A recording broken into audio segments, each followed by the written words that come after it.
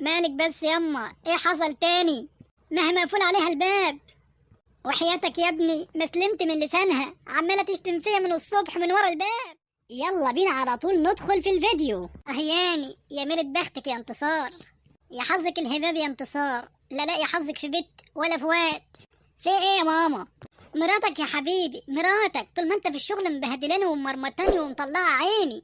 اشي ضرب واشي شتيمه وحاجه قله ادب خالص ومحدش مال عينيها. ايه ده مراتي تعمل فم كده؟ ست الحبايب يا حبيبه، ده انا اطلع لك عينيها يا بابا. ايوه كده، هات لي حق منها يا واد وعلمها الادب. طبعا كالعاده يا حبيبي امك بتسخنك عليا زي كل يوم، على الله تكون صدقتها. لا طبعا يا حبيبتي اطمني ما صدقتهاش، ما انا عارف انها بتاعت حوارات وكل يوم بتعمل لي نفس الفيلم ده. المهم بقى دلوقتي انا هطلع بره اقول لها ان انا ضربتها وموتها من الضرب، وهي دلوقتي مفطوره من العياط علشان ترتاح بقى وتسيبنا شويه في حالنا. ماشي يا حبيبي روح، يمكن تتهد ولا تتبط شويه وتريحنا. خلاص يا ماما جبتلك حقك، ضربتها لك وبهدلتها وعلمتها لك الادب عشان ما تطولش لسنه تاني مره عليك. ايوه كده تسلم يا حبيبي، ربنا يخليك ليا.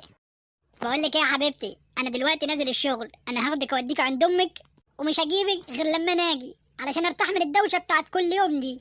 ماشي يا حبيبي، هيكون احسن برضه. بقول لك ايه يا ماما، انا دلوقتي نازل الشغل ومراتي انا قفلت عليها الباب جوه اوضتها بالمفتاح ومش هتخرج الا ما انا اجي، وده عقاب ليها. ايوه كده يا واد جدع ابن امك، اكسر نفسها وربيها علشان البت دي مش جره واطي. انا همشي بقى على الشغل يا ماما عشان ما اتاخرش. يلا سلام. مع الف سلامه يا ضنايا، تروح وترجع بالف سلامه. واد ابن امه بصحيح. مالك بس يما؟ ايه حصل تاني؟ ما هي مقفول عليها الباب. وحياتك يا ابني ما سلمت من لسانها، عماله تشتم فيا من الصبح من ورا الباب. انا جيت نورت البيت. ايه انت لسه راجع من عند امك؟ إيه اللي اخرك كل ده؟ يا كسوف يعني، امال مين اللي كان عمال يشتمني من الصبح من ورا الباب؟ يمكن كان بيتهيألي. The next morning. هو انت يا بنتي بقالك ساعه في المطبخ بتعملي ايه؟ بلعب باليه يا حماتي.